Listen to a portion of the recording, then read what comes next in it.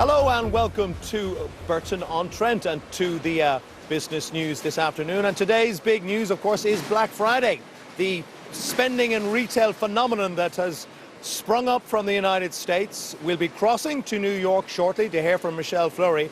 But for now, we are in the home of Argos, one of their largest distribution facilities here in the East Midlands. And if you have a look over my shoulder, it's more like Blue Friday here, if you have a look at the way that all these orders which have been placed over the last few hours are being processed by hundreds of people here in the distribution centre. These boxes will end up in one of the 850 stores that Argos, which is now owned by Sainsbury's, have all around the UK. And I thought it'd be interesting to get a look behind the curtain of the Wizard of Oz, as it were, how products that we order online end up getting processed. And who better than to talk to the general manager of this facility here in the East Midlands, Neil Brooks. Good afternoon to you. Right, talk us through when someone places their order online. Let's say it's at 1 o'clock in the morning even, and you're pretty busy then. What happens here? Yeah, so as you said, we pick for 850 stores for all the Argos stores across the network. So customer places an order, that will come through to us, and as you've shown, one of our pickers will get that order, they'll place it into the box, that will then go to a distribution centre near to that store, and they'll be consolidated with the stock that that distribution centre is picking and onto store for collection. So none of the products here will go directly to customers' homes, they'll go to the shops and they'll be click and collected. That's correct, yeah. So we'll be sending out about 330,000 items today to store. So it's one of our busiest days of the year, and I say one of our busiest weeks of the year leading up to this Black Friday.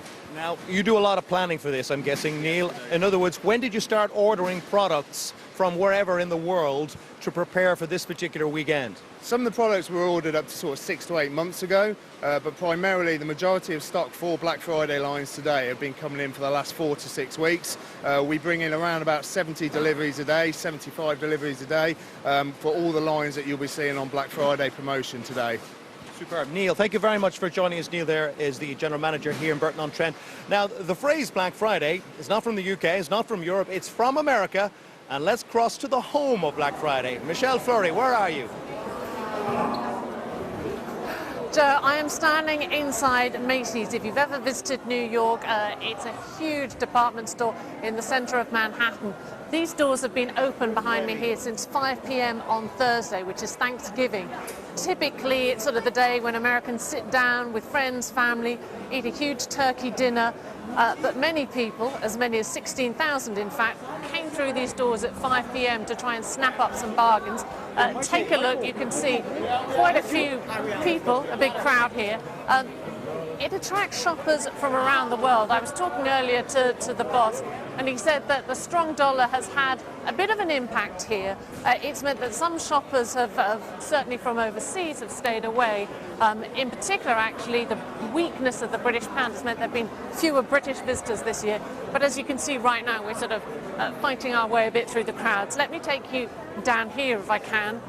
This is the handbag section. That's one of the items that's been doing well. Clothing, accessories, toys, all of this at a time when we've seen retail sales in America and consumer spending go up, which has made people, at least in this business, optimistic that this will be a good holiday season. Michelle, thank you very much. Michelle there in New York, FLEURY. Now, we've had some great news for the UK car manufacturing sector today. Jaguar Land Rover, JLR, decided to make batteries in the West Midlands. And let me read a few words from the Chief Executive of Jaguar Land Rover, Ralph Speet. He says he's confirmed his vision to double the production output of the business, making electric vehicles in the UK, and the desire to make the UK a global centre of excellence for battery research and development. However, this is dependent on overcoming infrastructure and capacity issues. We cannot comment on quoted job numbers or a time frame. So potentially very good news for car manufacturing, which was worried that Brexit would have an immediate impact on that sector. Back to you, Ben. Joe, thank you so much. Joe